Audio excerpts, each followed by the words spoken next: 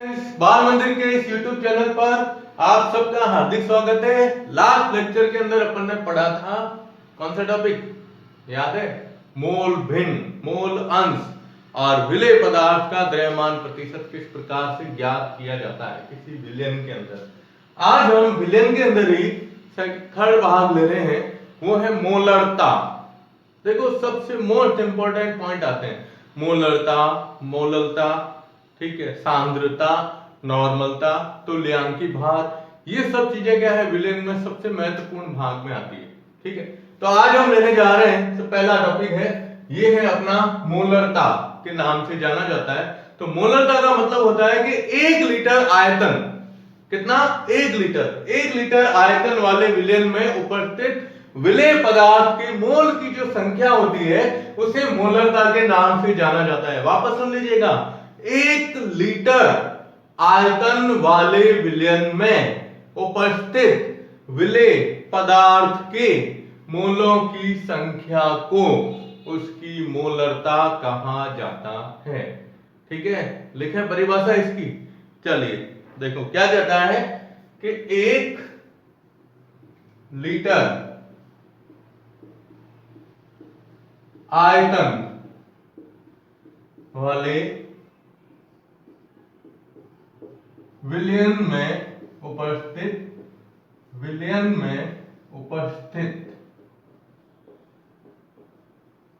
ठीक है, उपस्थित विलेय पदार्थ के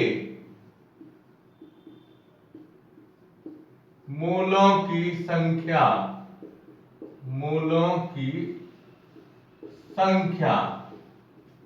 को मोलरता, नाम ध्यान रखिएगा, मोलरता कहा जाता है, और इसे अपन पीछे जो दर्शाते हैं जैसे मीटर, सेंटीमीटर वगैरह इकाइयां होती है, तो इसे है ना कैपिटल M द्वारा दर्शाते हैं, ठीक है। तो ये मोलरता की परिभाषा हो गई कि 1 लीटर आयतन वाले विलयन में उपस्थित विलेय पदार्थ के मोल की संख्या को उसकी मोलरता कहा जाता है। अब मेन चीज ये आती है कि जैसे अपन अभी 11th में आए हैं तो मोलरता के बारे में नॉर्मल चीज ये आती है, ठीक है। और अब इसमें ये आता है कि या तो परिभाषा पूछेंगे या आपको कोई न्यूमेरिकल सवाल पूछेंगे, आंकिक प्रश्न। तो आंकिक प्रश्न को हल करने का जो सरल से सरलतम तरीका होता है, एक तो क्या है, इसका सूत्र दिया हुआ है कि मोलरता का सूत्र क्या है, फिर उस सूत्र से हम सवालों को हल किस प्रकार से करते हैं। तो उसमें हम 3 पॉइंट लेंगे, 3 पॉइंटों के हिसाब से इस सवालों को हल किया जाता है। तो सबसे पहले आपको मैं ये बता देता हूं कि मोलरता का सूत्र क्या है। तो मोलरता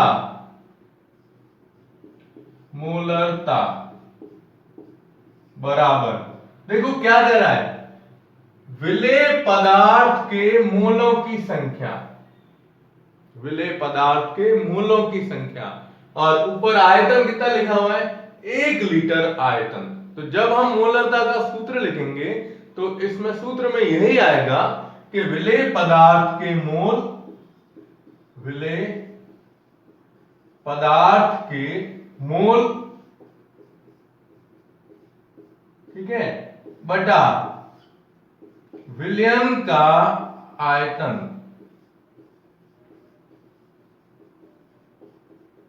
और वो भी किसमें, लीटर में। आयतन किसके अंदर लिया जाएगा, लीटर के अंदर लिया जाएगा। बस ये सूत्र याद रखना है। इसको किसके द्वारा दर्शाते हैं, M के द्वारा, कैपिटल M, क्योंकि ये मोलरता है। आगे हम पढ़ेंगे मोललता, र की जगह ल आएगा तो वो स्मॉल m आएगा, ठीक है। तो ये सूत्र आपको थोड़ा सा ध्यान रखना है कि मोलरता बराबर हो गया, ठीक है। अब आंकित प्रश्न जो होते हैं इससे संबंधित आंकिक प्रश्न को हल करना। तो आंकिक प्रश्नों का हल करने के लिए हम 3 स्टेप लेते हैं। ठीक है, कितने स्टेप? 3 स्टेप।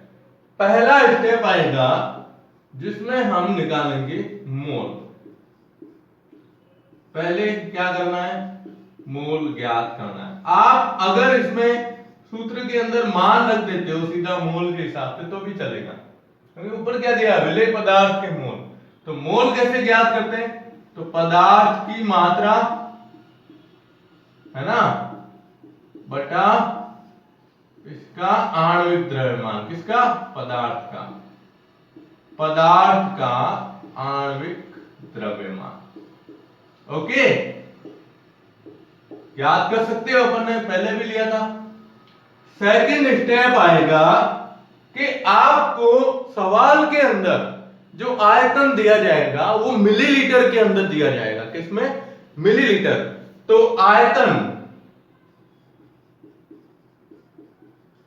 मिलीलीटर को किसमें बदलना? लीटर में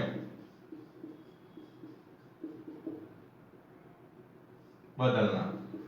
तो आयतन को बदलते हैं अपन मिलीलीटर में, आपको सवाल में दिया गया होगा, और उसको लीटर में बदलने के लिए क्या करेंगे? मिलीलीटर बटा 1000 का क्या दे दोगे आप? भाग। तो ये आयतन किसके अंदर आ जाएगा? लीटर के अंदर आ जाएगा। ओके, और थर्ड स्टेप आएगा अपना, क्या ज्ञात करनी है हमें? मोलरता। तो मोलरता m बराबर, मोल इसमें से निकल जाएंगे, आयतन लीटर में इसमें से आ जाएगा, दोनों को सूत्र में लिखेंगे तो क्या आ रहा है? विलेय पदार्थ के क्या लिखा हुआ है? मोल बटा विलयन का आयतन। विलयन का आयतन, और कोष्टक में क्या लिखोगे आप? लीटर में। किसके अंदर है? लीटर में। ठीक है, तो देखो सबसे पहले इसकी परिभाषा है कि 1 लीटर आयतन वाले विलयन में उपस्थित विलेय पदार्थ के मोल की संख्या को, विलेय पदार्थ के मोल की संख्या को हम क्या कहते हैं? मोलरता कहते हैं। ठीक है, अब इसका सूत्र आपके सामने दे दिया, मोलरता m बराबर विलेय पदार्थ के मोल बटा विलयन का आयतन। किसमें दिया गया है? लीटर के अंदर। ओके, सेकंड, आंकिक प्रश्न हल करना। अभी अपन इसमें 2 उदाहरण लेंगे, मैं आपको 2 उदाहरण हल करवाऊंगा और उसके बाद देखते हैं कोई 1-2 सवाल बन सकते हैं, तो वो सवाल भी दे दूंगा आपको सेल्फ स्टडी के हिसाब से। ठीक है, देखिए, तो मोल ज्ञात करना, तो मोल ज्ञात करना मतलब पदार्थ की मात्रा बटे पदार्थ का आणविक द्रव्यमान। ठीक है, फिर आयतन दिया गया होगा मिलीलीटर में, तो आयतन मिलीलीटर में दिया गया है, इसको किस में परिवर्तित करोगे? लीटर में। इसलिए क्या करेंगे? जो मिलीलीटर में दिया गया है उसमें 1000 का भाग दे देंगे। ठीक है, और थर्ड पार्ट आता है मोलरता, जो हमें ज्ञात करनी है, तो 1 भाग इसका 1 भाग इसका, सीधा इसके अंदर आ जाएगा। ओके, अब आपको ये जो सूत्र दिया हुआ है ना, इस सूत्र को अगर बड़ा लिखना है कि नहीं हमारे को और बड़ा बताओ सूत्र, कभी कभार होता है सर ये क्या इतना सा सूत्र दिया है, तो या ध्यान दीजिएगा, या क्या करेंगे? पहले ये लिखेंगे विलेय पदार्थ के मोल बटा पदार्थ का आणविक द्रव्यमान। ये क्या है? मोल। अब आप इसको नीचे लिखोगे, इसको नीचे लिखेंगे तो क्या होगा? चेंज हो जाएगा, बटा में करेंगे तो ये इनटू में 1000 आ जाएगा ऊपर, और बटा क्या आ जाएगा? मिलीलीटर। किसमें? मिलीलीटर के अंदर आ जाएगा, तो 1000 बटा मिलीलीटर में। तो ये आप ये सूत्र भी लिख सकते हो, ये भी लिख सकते हो। ठीक है, तो आप इसका स्क्रीनशॉट ले लो, और अब हम लेते हैं इसके अंदर 2 प्रश्न कैसे आते हैं, उसको किस प्रकार से हल करना है। स्क्रीनशॉट ले लो आप इसका।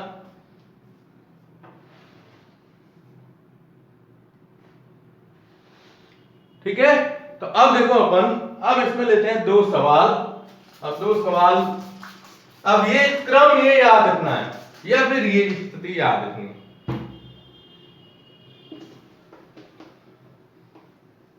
जैसे पहला सवाल दिया गया है आपको,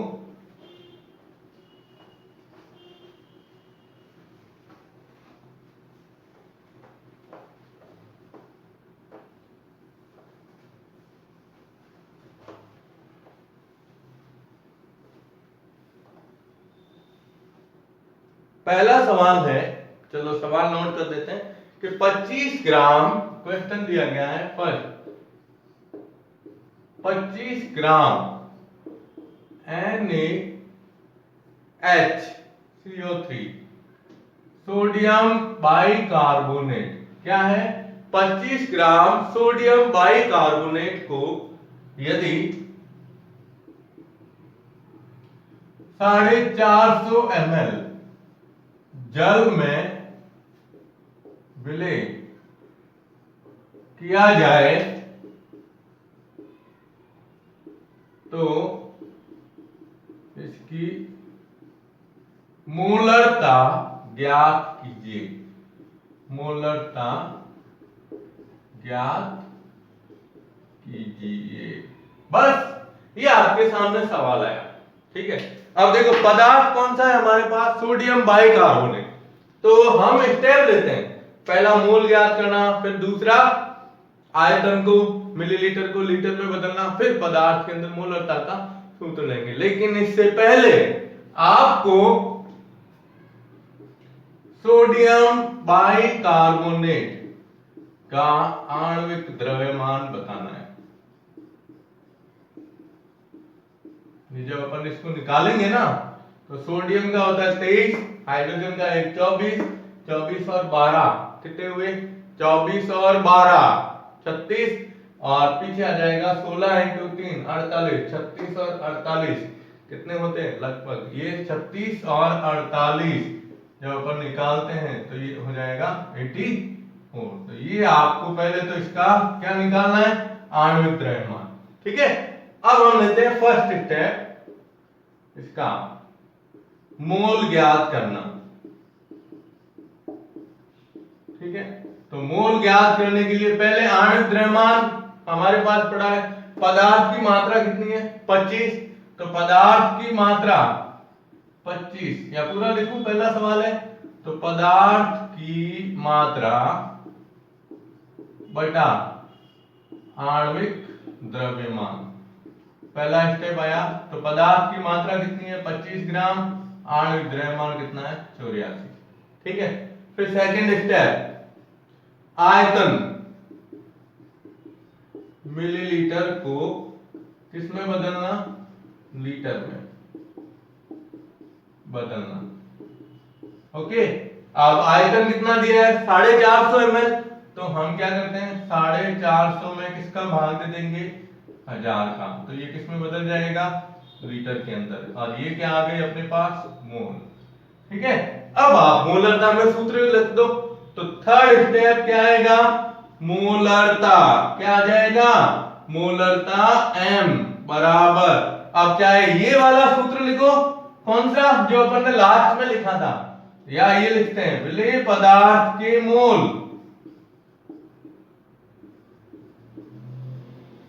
विलेय पदार्थ के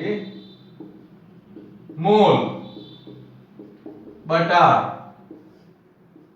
विलयन का आयतन, किसमें लीटर में, ठीक है। या हम सूत्र क्या लिखा था अभी अपन ने, या ये वाला सूत्र है, पदार्थ की मात्रा बटे आणविक द्रव्यमान, पदार्थ की मात्रा बटे आणविक द्रव्यमान इनटू, अब देखो विलयन का आयतन ये है, तो विलयन का आयतन कितना है 450 बटे 1000, अब ये उल्टा हो जाएगा क्योंकि इसके नीचे लिखा जाएगा, तो 1000 बटे अपन लिख देंगे 450, ठीक है।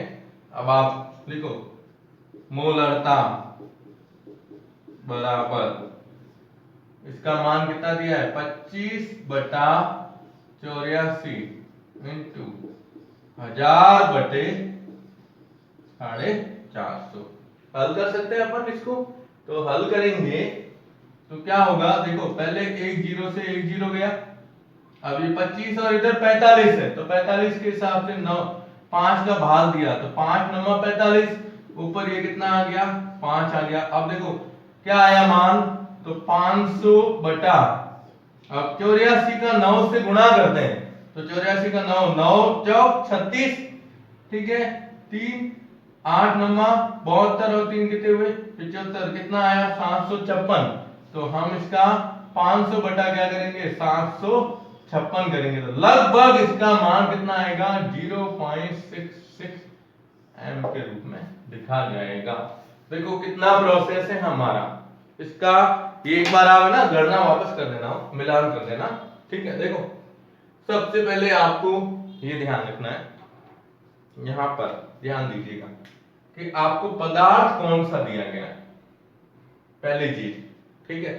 पदार्थ जो दिया गया है उसका पहले आप आणविक द्रव्यमान निकाल दो, ठीक है ना। अब आणविक द्रव्यमान निकालने के बाद जब अपन मोल ज्ञात करते हैं तो मोल का सूत्र होता है पदार्थ की मात्रा, इस पदार्थ की मात्रा कितनी दी गई है वो मात्रा बटे आणविक द्रव्यमान, ठीक है। फिर आप आगे बढ़ते हो कि पदार्थ को यदि इतने ml जल में घोला गया है तो ml में दिया गया है, अगर मान लो सवाल में आपको लीटर में दिया गया है तो इसमें चेंज करने की जरूरत नहीं है, ये लीटर के अंदर सीधा आ जाएगा, ठीक है।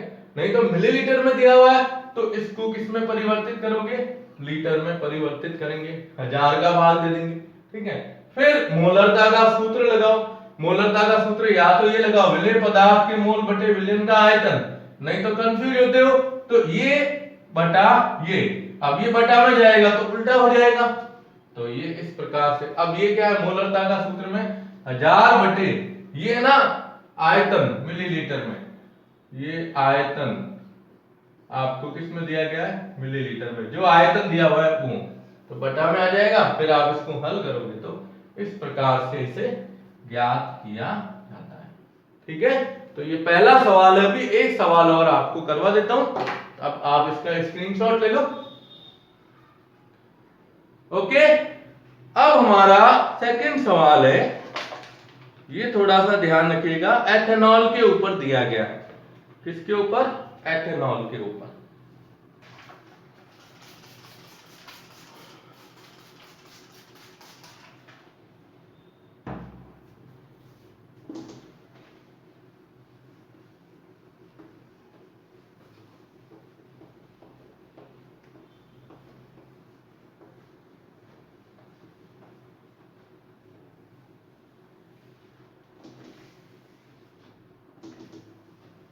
देखो सेकंड सवाल है कि 35 ग्राम एथेनॉल को 35 ग्राम लिखो, ml लिखो, 35 ग्राम एथेनॉल। अब एथेनॉल का सूत्र हमें ध्यान रखना है C2H5OH, एथेनॉल है। तो 35 ग्राम एथेनॉल को यदि